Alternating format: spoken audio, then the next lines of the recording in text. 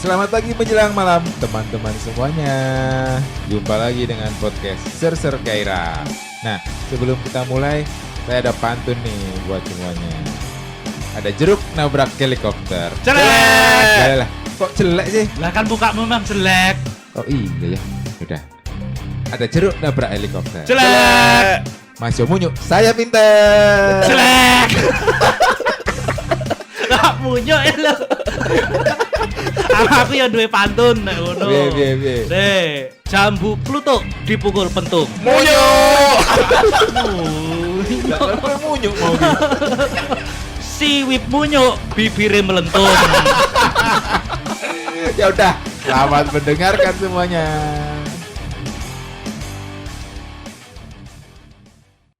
Assalamualaikum warahmatullahi wabarakatuh. Waalaikumsalam warahmatullahi wabarakatuh. Bertemu lagi dengan Mas Ser Gairah seru.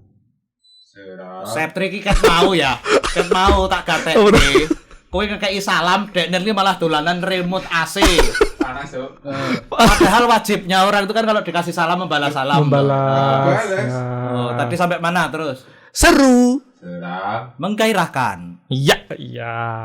Terus ada apa ini Mas Wib? Terima kasih buat teman-teman. Jadi mohon maaf kita kemarin libur selama 1 bulan. Oh iya, 1 bulan Fokus karena ibadah. lebaran. Fokus ibadah dan lebaran. Kok fokus ibadah toh? Nah, lebaran emang gak ibadah? Hah? Silaturahmi. Oh, silaturahmi ibadah. Ya? Ibadah. Oh, iya, Semua iya. yang kita lakukan di dunia asal tidak maksiat itu ibadah. Oh iya, Jadi atas nama tim Ser Gairah kita mengucapkan mohon maaf lahir dan batin, jadi semua salah kita mohon dimaafkan ya para Ya, pendengar. Mas John juga, Ya. Mas Sepri, saya minta maaf. Saya juga banyak benarnya. Gitu. Oh, Jadi pada edisi kali ini karena kita sudah lama berpisah, kebetulan kita menghadirkan satu orang bintang Tuma lagi. Iya, bintang Seperti tamu Mas John. Bintang tamu maksud saya, tapi seperti Tuma. Oh iya, kok Tumo? Karena kecil ya. Bukan gitu. Kenapa? Panggilannya memang Cil. Oh iya, Tapi Cil. orangnya tidak kecil. Seperti itu. Kenapa tidak kecil? Karena sering dielus. Apanya? Nggak sih. Ya, selamat datang Mas Cil. Halo, selamat pagi, selamat datang semuanya. Wong Terima kena ini malam pagi dia Gak ngerti bilang. ya orang kayak gitu, emang ngawur. Kayaknya kita salah undang-undang tamu lagi. Hidupnya tuh emang ngawur. Oh, sudah sampai di sini. Kita lanjut besok. Nggak, jadi gini. kasih. Jadi Kapan gini, saya bisa pemirsa. membalas ini? Apa? Kapan saya bisa membalas ngejek? Nanti dulu, wong lagi diperkenalkan mau balas-balas aja kamu. Gitu. Jadi ini menarik sekali. Kenapa, John? Yang pertama. Mm-mm. Beliau ini baru aja selesai kuliah pasca sarjana Pasca sarjana. di Edinburgh, tempat syutingnya ayat-ayat cinta. Loh, itu Turki, Mesir bukan? Yang kedua, Oh, yang ayat-ayat kedua cinta kedua di Edinburgh ya? Gak tahu kenapa. Iya kan, Cil? Iya, benar. Benar. Dan dia kebetulan ikut main di situ. Jadi stuntman adegan orang digebukin. Nah, dikebukin. Ini sebenarnya udah dia main digebukin tapi pas bagian dia di-cut. Karena hasilnya bahkan untuk hasil orang digebukin pun itu tidak masuk standar. Nggak natural gitu loh. Tapi tahu nggak ceritanya ayat-ayat cinta 2? Ya gimana? Pas ada orang mau berantem, tiba-tiba ada, kita mending nggak usah berantem, kita mending adu debat. Adu debat. domba apa adu debat apa? Kalau adu domba itu VOC. Oh iya. Ini kan di Edinburgh gimana sih? Jadi ceritanya sangat intelek sekali. Tidak ada gebuk-gebukan. Cuman aku tetap digebukin.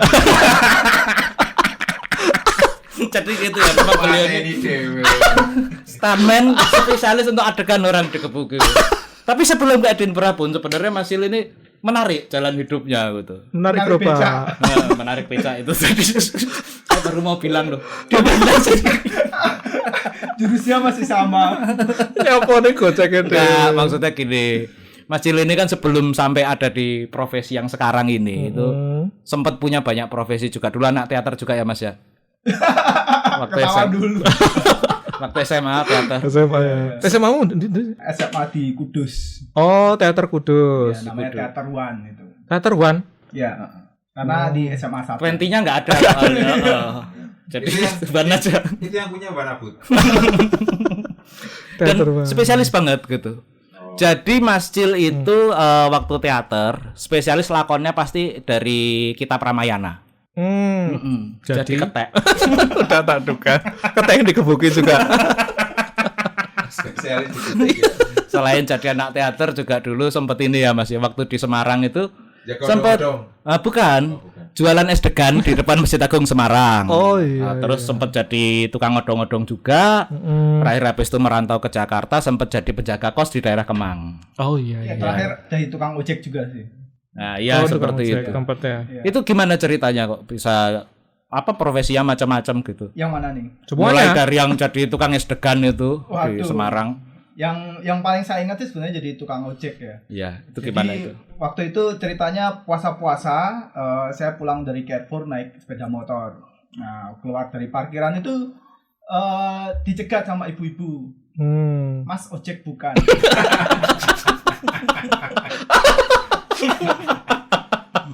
Jelas-jelas saya keluar dari Carrefour habis belanja kan, berarti dicegat, Mas ojek bukan gitu. Terus kamu bilang? Saya bilang, Iya mas. saya liatin ibunya, ya bukan bu, gitu kan. Tapi Terus, mukanya muka tukang ojek. tapi ya terus saya kasihan kan sama ibunya, terus saya kasih itu di situ ojek bukan bu, bukan. Jadi dia udah nanya orang lain, bukan ojek juga. Oh, gitu. gitu. Terus ternyata dia itu mau pulang ke daerah Pasar Minggu, itu saya di Lebak Bulus. Jauh banget. Iya jauh, kasihan ibunya sebenarnya. Dianterin. Nah terus karena Kosek tau gue rasa baran tenan tau gue meh kenyek. jadi ceritanya ibu itu habis ada acara di Carrefour. Di Carrefour, Dia Lebak itu- Bulus ya. Dia itu pengasuh panti asuhan. Jadi habis ada kayak di Ramadan kan, habis ada acara sama panti asuhan di Carrefour, ibunya mau pulang ke panti asuhannya. Nah, karena kasihan, ya udahlah Bu, saya antar ya ke tempat biasa ada tukang ojek di perempatan Pasar Jumat. Nah, saya antar lah, terus ya udah ibunya terima kasih, Mas ini beneran nggak bayar gitu. Terus kamu Tapi apa ya jahat sih itu kan si Cil. Ibunya mau ke pasar Minggu loh. Heeh. Malah Kamu antarnya ke pasar Jumat masih 2 hari lagi loh. Itu nyampe. makanya aku baru mau ngomong. Mending pasar Sabtu ya. Untung gak pasar Senen. Untung gak pasang lewatan mas. Oh itu yang tukang ojek. Ya. Terus yang ojek. lainnya lagi yang berkesan. Yang berkesan paling jadi tukang odong-odong. Tukang odong-odong. Jadi dekat tempat rumah saya itu ada, kalau hari Selasa malam itu ada pasar malam kampung gitulah. Ya. Iya. Di Kudus apa di Di sini di Ciputat. Ciputat. Oke. Nah itu saya pulang kerja hari Selasa, jadi saya ingat banget kalau hari Selasa tuh kantor saya pakainya batik kan, maksudnya rapi gitu. Nah saya ngantar anak saya ke pasar malam, kebetulan anak saya pengen main odong-odong gitu kan. Nah terus saya nunggulah di sampingnya odong-odong, ada ibu-ibu, Mas anak saya mau naik. bentar, saya masih husnudon waktu itu. Iya, Oh iya. iya, karena anaknya tuh agak gede, jadi ibunya mungkin nggak kuat ngangkatnya. Ya udah saya angkatin gitu. Saya angkatin ke odong-odongnya. Kirain karena ibunya nggak kuat ngangkatnya. Terus habis itu ibu nanya, pas habis saya ngangkat ibunya bilang, "Oh, Mas bukan odong-odongnya ya?" Ya bukan, saya yang punya odong-odong. Bukan odong-odongnya saya. Itu padahal udah pakai baju batik rapi masih aja. Tapi ya, ini kamu pernah itu gak Cil? Istilahnya bukan kontemplasi juga sih, tapi kalau kita pakai bahasa sekarang kan data analytical gitu. Kenapa tren seperti itu terjadi terus di kamu? Itu kira-kira apa gitu loh? Yang pertama sih orang yang salah di waktu yang salah di tempat yang salah sih. Nah, Gitu. Yang kedua ya mukanya muka orang susah. iya loh. Dulu waktu zaman di kampus, kan dia dicurigai sebenarnya tongkat pemukul anjing itu dia yang nyimpen sampai sekarang. Terakhir dari Oyong. Nah, Oyong kan habis itu nggak ketahuan nih. Iya hilang. Kan siapa ketua Yang Kaipang nyimpen, yang punya tongkat pemukul anjing itu dia. Iya, Jadi yang berhak jadi ketua Kaipang sebenarnya emang si Cil. Iya, waktu benar, zaman ya. dulu. Jadi maaf ya Mas Jo kalau dulu pernah pukul ya sampai kok pakai. Pemukul anjing. Berarti saya asli. Padahal aku ki Tio Buki loh. Cindil. Tapi gini, maksudnya itu kan cerita zaman dulu, zaman waktu Mas Cil masih susah gitu loh. Sekarang setelahnya kan Tambah susah. tambah susah itu iya gitu loh. Ya emang dulu kan mahasiswa susah. iya. Sekarang karyawan susah. Jadi Cuma kan kalau kita lihat track recordnya kan sering juga jadi kolumnis di Surat Kabar Nasional, juga nulis tentang fintech di Kompas, terus biasanya Kompas apa aja lagi? atau pernah? Terakhir di Bisnis Indonesia sih. Bisnis Indonesia. Tapi kalau Trubus nggak Mas Trubus? Kalau Trubus kemudian dari foto model. sama nulis di lampu hijau. Kalau Jakarta Post enggak ya? Jakarta Post belum. Belum ya, karena keterbatasan bahasa Inggris ya pasti ya itu ya. Nah, terus kok bisa kuliah di Edinburgh? Ya makanya kan baru pulang sekarang. Habis ini mungkin mau nyoba Sekarang nulis udah di bisa. Jakarta Post seperti Ya, ya. itu. Itu nah kita langsung Dari situ. aja mungkin ya. Kita tanya gimana pengalamannya kuliah waktu di Edinburgh. Karena konon katanya Jurusan apa tuh Mas? Saya jurusan Financial Technology and Policy. Oh, policy Memang fintech. Sama pekerjaannya berarti? ya memang urusannya fintech kan selama ini ya. Ya, fintech, dan kalau di Edinburgh itu ada kata policy-nya. Jadi kebetulan saya kerja di Tidur enggak? Policy tidur. Policy itu policy tidur. Fucking shit teman-teman. Kebetulan kerjanya di bidang yang bikin kebijakan. Oh iya, kebijakan ya. Ya, saya lumayan bijak. Fintech ada jurusan sendiri fintech. Oh, Baru. banyak Mas Satri. Ada jadi hampir semua universitas di Inggris itu terutama memang banyak punya jurusan fintech, kayaknya memang karena perkembangannya ya. Nah, kalau di Indo kan belum ada kan? Di Indo ada sih satu universitas yang di mana itu, di TB Simanjuntak kalau nggak salah. TV Simatupang. Oh iya, TB Simanjuntak. CPO Simanjuntak. Cornell. Oh iya. Ya, C Simanjuntak. C Simatupang atau TB Simanjuntak ya?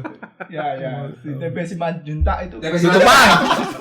sorry. TB Simatupang itu ada tuh kayaknya jurusan fintech. Itu swasta apa? Swasta. Nah, kalau yang universitas negeri kayaknya apa sih fintech? Ya mungkin belum ini sih, Belum update, belum terspesialisasi sampai harus Kalau- jadi jurusan kalau gitu mungkin enggak. Edinburgh itu masuk universitas negerinya Inggris kan? Edinburgh itu private apa public dia? Tapi Russell Group pasti kan. Russell Group. Pabrik berarti. Belum tentu. Oxford itu Russell Group, dia private. Cambridge itu Russell Group, dia private juga. Tempat saya kebetulan Russell Group itu public, tapi public university. berarti belum Negeri tentu. tempatku. Aku nggak tahu kalau Edinburgh apa. Public. Public. Oh, negeri berarti. Negeri berarti. Ranking 16 QS ranking. Jadi termasuk perguruan tinggi utama dunia kalau di LPDP. Ranking universitas apa piro? Aku wis lali saiki, tapi yang jelas kalau kita pakai ranknya Guardian itu pasti masih di atas Edinburgh. Seperti itu. Karena dulu ceritanya gini, Mas Cil itu kepengen daftar di tempat saya di Warwick, tapi nggak keterima. Karena dibilang apa waktu itu dibilang kenapa kamu ditolak di Warwick? Enggak, saya nggak track balik. Saya track Bristol. Yang katanya IP kamu kurang itu? Bristol. Oh, Bristol. Bristol. Warwick tuh nggak ada fintechnya, jadi saya nggak daftar. Oh, berarti ketinggalan. Secara ini, secara perkembangan. Mungkin kenapa mereka ngerekrut Mas Ju, soalnya Iya. berkemajuan. Ya, giginya. Aku soalnya dulu ingatnya dia tuh pengen daftar di Warwick, tapi kemudian ditolak karena katanya IP kamu tuh nggak cukup masuk situ. Dan dia ngotot pada waktu itu, seingatku ya, dia Ya. ngotot. Teman saya aja IPK-nya lebih rendah dari saya bisa keterima di situ kok. Kayak gitu dia. Kayak gitu. Jadi kesimpulan saya mungkin ya. Oh itu ceritanya saya dilarang justru. Heeh. Jadi sama konsultan itu mau daftar di Warwick, nggak boleh Mas, IP kamu kurang nih, kayaknya nggak bakal masuk gitu. Nah, terus dia protes seperti itu. Orang ada yang lebih rendah kok bisa masuk. Cuma pada waktu itu memang saya daftar Warwick-nya itu kan tidak lewat konsultan, sementara sih lewat konsultan. Ya mungkin kalau konsultan kan dia kepinginnya yang pasti Yang pasti aja masuk, biar masuk nggak- sana biar dia nggak bisa sia-sia. terima fee seperti itu. Mungkin kalau lewat calo lebih cepat. Iya. Nah ini calo Konsultan kan calon. Kalau Oh, iya resmi. benar. calo resmi. Calo gitu. resmi ya. Nah tapi mungkin juga Calon nggak resmi. kesimpulan yang kedua adalah Ekran gelap. kenapa si Cil tidak diterima di Warwick itu adalah karena Warwick kapok terima mahasiswa kayak saya. mahasiswa Indo nggak ada yang. Ada bagus ini. Mabuk-mabukan aja nih tiap hari. Iya. Tapi beasiswa kamu, beasiswa kantor, Beasiswa LPDP. LPDP. Kayak Jadi, gitu. LPDP pakai konsultan berarti. Oh enggak, itu daftar universitasnya. Kampusnya. Jadi Daftar universitas di sana itu punya konsultan di masing-masing negara target mereka, pasar mereka. Ya untuk ngurusin hal-hal yang dibutuhkan administrasi segala macam kayak Bukan LPDP-nya yang ngurus. bukan LPDP-nya. Nyari sendiri. Nyari kampus sendiri, dan emang lebih enak sih pakai konsultan gitu karena ya satu gratis, kedua mereka udah biasa tuh ngurusin kayak gitu, jadi Enggak, dapatnya dari univnya mereka. Oh, mereka dapat orang mereka Per orang mereka dapat fee dari univnya. 5.000 gitu ya. Misalnya 5.000 US dollar. perak kalau naik odong-odong sedikit. Nah, kalau saya dulu memang nggak pakai konsultan karena pada waktu itu Warwick mungkin belum melihat Indonesia sebagai pasar ya. Jadi memang nggak ada konsultan untuk Warwick. Saya daftar sendiri, terus ya mungkin karena daftar sendiri itu jadinya pertimbangannya saya bisa tektokan langsung dengan pihak universitas. Saya kan awalnya sempat cadangan juga sebenarnya masuk Warwick gitu. Cuma dievaluasi lagi. Konsultannya itu cuma satu universitas atau banyak? Banyak. Oh, semua yang di Iya. Inggris. Apa US juga? Enggak juga sih. Tadi biasanya satu konsultan itu ya mereka akan jadi representatif buat bisa belasan lah universitas. Jadi beberapa. UI mau ke UI bisa lewat. Biasa ke luar. Itu calon nggak resmi aja. Undian Rinso. Ada itu undian Rinso. Itu bisa dianterin sama UI, UGM, ITB jalur undian Rinso itu ada. Tenang aja. Daya. Daya. Daya itu dakdikdukder. Daya. Lewat ada benar. Berarti dulu fintech policy. Tapi apa yang memutuskan kamu untuk berpikir ngelanjutin S2? Apa nggak mungkin karena iri sama si John kan? Dia tahu ngomong kayak gitu, dia tahu ngomong. Naik jabatan biasanya syarat naik jabatan. Ya enggak sih sebenarnya, kayak yang ya memang ada sih Mas Jo aja bisa, masa aku nggak bisa gitu kan, yang pertama gitu. Yang kedua sih memang kuliahku kan S1-nya Ilkom ya, tapi kerjanya tuh lebih banyak di finance.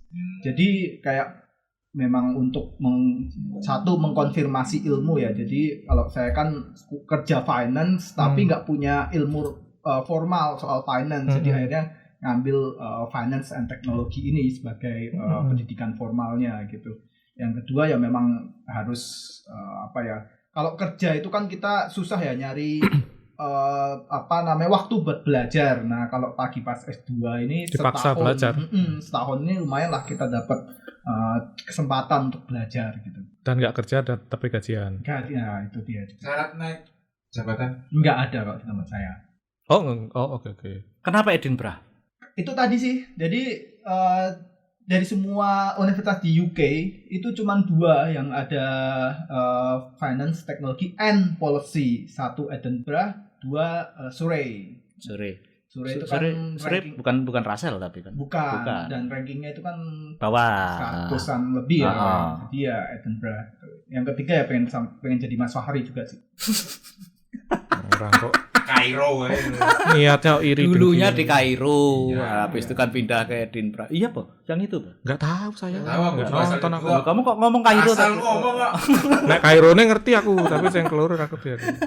Mas Fahri itu tiap ketemu cewek tuh cewek mohon Fahri mohon nikahi aku. Nah, itu stereotip banget itu. Iya. Itu sorry out of topic ya, tapi novel-novelnya Kang Abik itu kan stereotipnya gitu banget. Iya. Cowok kalem nggak ngapa-ngapain, tiba-tiba Dikejar-kejar wanita. dikejar-kejar cewek dan ceweknya rela dimurtadkan dari agama sebelumnya. Dan rela mendiduakan. Seperti itu. Kamu juga itu aura. Aura kasih nggak ikut main di situ. Aura Andromeda. Loh, kamu tuh juga dikejar-kejar untuk dianterin ke pasar Jumat itu tadi. Cewek tapi sudah berumur. Enggak balik lagi. Ada pertimbangan ini enggak? Kalau yang aku tahu kan memang di Inggris itu kan gloomy ya. Salah satu tempat yang bagus untuk ya suasananya itu kalau nggak Bath ya Edinburgh seperti itu. UK maksudku. Ada pertimbangan itu juga bahwa saya kepingin tempat yang ya jangan gloomy banget lah, yang masih enak buat hidup gitu. Atau memang murni pure ya karena jurusannya adanya di situ ya udah di situ. Kayak saya misalnya dulu kan kepaksa karena IBM adanya di Warwick sama Newcastle, dan Newcastle peringkatnya jauh di bawah, ya udahlah hidup gloomy nggak apa-apa. Sebenarnya sih lebih ke jurusan ya, tapi dapat Edinburgh emang bonus sih. Emang maksudnya begitu adanya di Edinburgh ya udah nggak mikir kotanya bakal gimana tapi ya memang apa ya, memang dapat bonus sih, kotanya bagus, kotanya gloomy sih. Edinburgh dalam ingatan saya tuh memang full gloomy, suram gitulah, tapi seenggaknya suram. Ya nggak sesuram Coventry. Kota-kota pendidikan ya Edinburgh. Aku nggak tahu, coba tanya Sicil aja, jangan nanya ke aku. Bukan yang ada. Edinburgh tuh vibes-nya jadi kayak Jogja. Iya, kota pendidikan. Jadi kota pendidikan dan kota pariwisata. Semua pariwisata. Dangdut. Ono dangdutan ning Edinburgh. Kastil Edinburgh kae ono. Dangdutan ono ning Kastil Edinburgh ono dangdutan.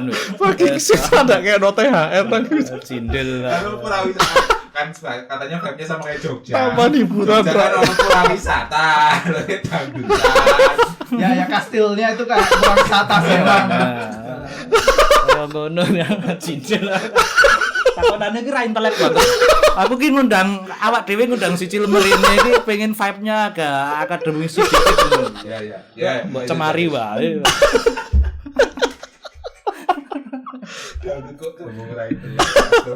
Logat dialek kan Scottish kan. Kalau ketemu orang Skotlandianya asli itu memang tapi kalau arep muntah ndelok rayemu. Rai telek Komentari ra entek kan. Lha ngomongnya belum kayak wong ngarep anu. Ora denen ketemu Sicil malah ngerendam rai nang ember ngabong. Balik. Gimana orang Scotland itu?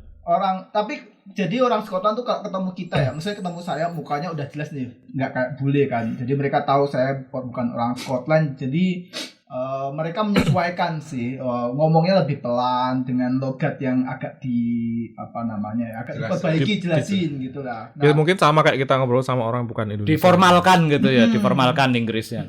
Tapi yang saya kerasa tuh anak saya sih. Jadi anak saya tuh kan sekolah di sana. Oh, ikut. Alhamdulillah. Setahun lumayan lah pengalaman. Setahun.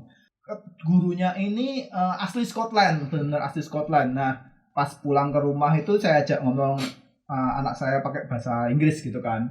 Terus kayak ada yang salah nih ngomongnya. Awal-awal saya benerin. Tapi lama-lama saya nyadar, loh ini ternyata dia tuh mengembangkan logat Scotland, bukan logat Inggris. Yang paling jelas tuh kalau ngomong a fruit gitu. Mereka bukan tapi a. A fruit. Ya no. Gitu.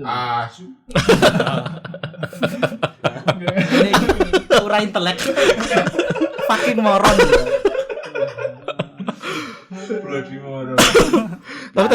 Tapi ilmumu yang kamu dapat itu kebenaran kepake di kerjaanmu Cil sekarang. Beda ini polisi kali sama Indonesia. Iya itu maksudku pertanyaan berikutnya itu kan soalnya diajarin bisa diterapin di Indonesia. Yang pertama sih kalau yang saya pelajari itu kayak nyari sesuatu, saya tahu nyarinya di mana. Misalnya basicnya gitu. Misalnya kalau kayak policy itu kan reference-nya Inggris itu ya selangkah lah lebih maju kalau soal policy, soal fintech dibanding di sini gitu kan. Mereka udah semua lebih maju Inggris. Apalagi udah masuk. Aku misiku sebenarnya waktu itu apa? Memajukan. Bukan menghambat pergerakan Inggris supaya Indonesia tidak terlalu ketinggalan. Jadi ke situ ya. Jadi lumayan lah kalau misalnya ada nyari policy gitu kan, kita bisa nyari di Inggris tuh polisinya seperti apa sih. Nah kita cari, kita sesuai dengan budaya di Indonesia. Tapi gini, maksudnya mungkin aku melihat beberapa konten yang orang luar Eropa terutama kalau nggak salah Jerman atau sekitaran Eropa Barat gitu yang ke Indonesia, mereka cukup amazed dengan perkembangan implementasi fintech di Indonesia, terutama untuk yang sistem pembayaran. Gitu. Setahuku Eropa Barat yang ke Indonesia itu amazed-nya karena rempah-rempah Indonesia. Orang kok. Cen orang zaman dulu. Iya, tertinggal emang Jen. Iya gitu, maksudnya mereka kaget di Indonesia udah sampai bayar kok pakai kris, bayar dengan kris wong Jawa. Ora oleh tak tusuk kon. Bayar rempah-rempah pakai Inggris. Iya gitu, maksudnya kalau misalnya klaimnya di Alohi Himatsu ya mungkin aku nggak ada pengalaman. Tapi apakah memang secara informasi di masyarakat itu di Inggris itu memang lebih baju financial teknologinya gitu? Beda sih jadi kalau Inggris itu bayar itu bukan pakai QRIS tapi pakai NFC. Jadi teknologinya lebih maju. Karena mereka orang-orangnya rata-rata HP-nya bagus, ada NFC-nya. Sekarang juga rata-rata di Indonesia juga banyak. Nah, Ya kuwi kan circle-mu, nek kowe golek neng pasar-pasar ngono urung mesti saya. Kau coba gak usah jauh-jauh yang gone daerah Jawa Tengah gitulah. Aku yang suka Jawa Tengah. Nah, mulane kan nek nang omah isih mau bayar nganggo Cash. Yes, Iya, masing-masing kayak cash. gitu. Jadi HP-nya itu karena nggak support NFC, kita sesuaikan jadinya pakai QRIS QR gitu. Oh, jadi gitu. Bedanya adalah kalau di sini mungkin memang Jakarta dan sekitarnya yang memang sudah benar-benar mengatasi dengan baik. Kalau di sana di Eropa atau di Inggris dalam hal ini mereka sudah cukup rata ini ya, kayak coverage dan implementasinya gitu. Ya, memang masalah bedanya Indonesia sama Inggris itu yang pertama di sana itu lebih homogen. Jadi apa-apa tuh udah bisa ngikutin gitu loh. Sementara kita harus menyesuaikan kondisi masyarakatnya memang sangat beragam gitu. Sana soalnya apa kata raja undang-undang feodal. Sementara di sini pemerintah ngomong ini akeh le protes kayak Demo gitu. dulu pokoknya. Demo dulu pokoknya. Tempatnya Sicil ngeluarin kebijakan apa ya mungkin tidak semua industri fintech bakal langsung ngikutin kayak gitu ndak. Terus ada penyesuaian, adjustment. Cuma satu hal nanti kita akan tanya juga soal tesisme Sicil. Cuma waktu saya sidang tesis itu kan akhirnya jadi diskusi. Inggris sama Indonesia itu untuk PNS ya, ngomong PNS. PNS-nya itu mentalnya sebenarnya nggak jauh beda. Yang membedakan di sana hanya masalah soal ketegasan reward and punishment-nya. Di lingkungan kantornya. Di lingkungan kantornya, di SDM-nya. SDM-nya itu mentalnya sama aja. Aku cerita tentang ke Indonesia tuh kayak gimana ke pengujiku, mereka jawab loh sama aja di sini juga gitu. Kono ya main Zuma doan. main Zuma kayak gitu. Cuma mungkin lebih ini ya Zumanya yang sudah ini pakai VR. Oh, Jadi sana mungkin nggak Zumba tapi Zumba. Ada pengalaman dengan birokrasi di Inggris? Aku sih ngelihatnya di masyarakatnya ya. Jadi masyarakat bedanya itu kalau di sini itu istilahnya tuh low trust Bahasa Indonesia wae nek kowe kangelan ngomong bahasa Inggris. society. Low trust society. Nah, sedangkan kalau di sana itu high trust society. Jadi artinya kalau di sini itu misalnya di tempatku ya, mau ada lembaga jasa keuangan yang mau ngeluarin produk atau mau minta izin lah sesuatu gitu. Nah, karena kita nggak percaya sama dia, kita akan minta dokumen ini banyak banget gitu. Nah, sementara kalau di sana karena percaya kalau ada apa-apa lu yang tanggung jawab. Ya, jadi mereka ya udah syaratnya lebih ringan, lebih cepat.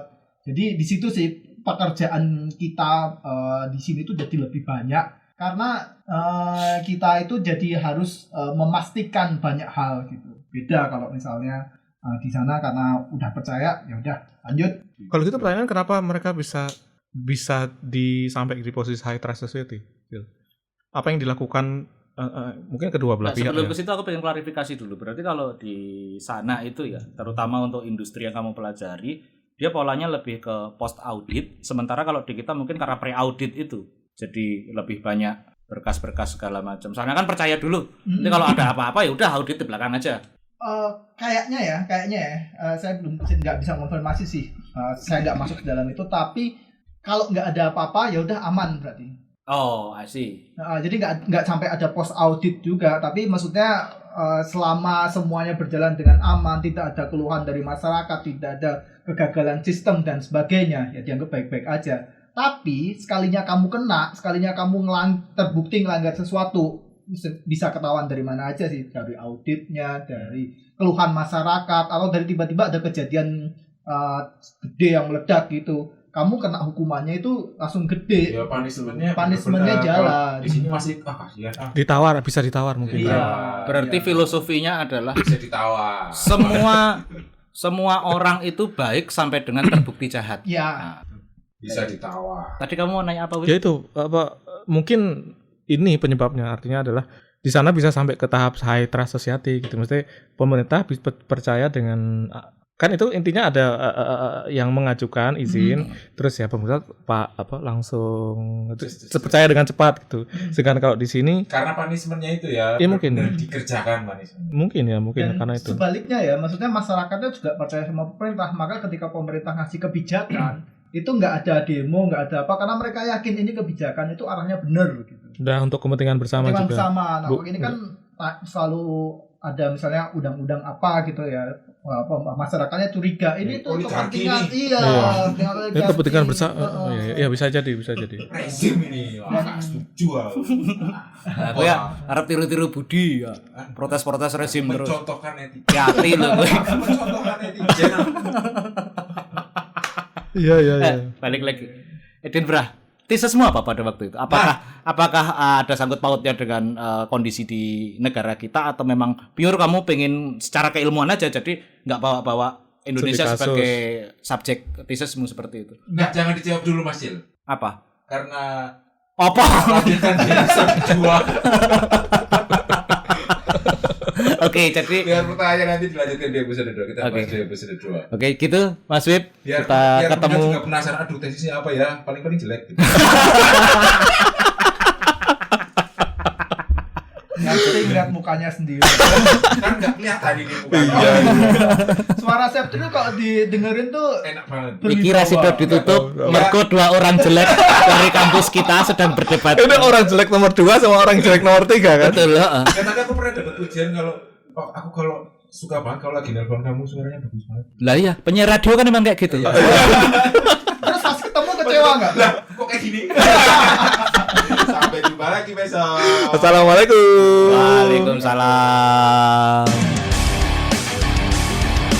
Ya, berakhirlah sudah episode ini, wahai kawan-kawan semua. Nah, pastinya kita akan berjumpa lagi di episode yang selanjutnya. Tetaplah semangat mencari Dragon Ball untuk menyelamatkan dunia bersama Mas Jo Munyo yang tonggos karena nabrak helikopter. Dadah.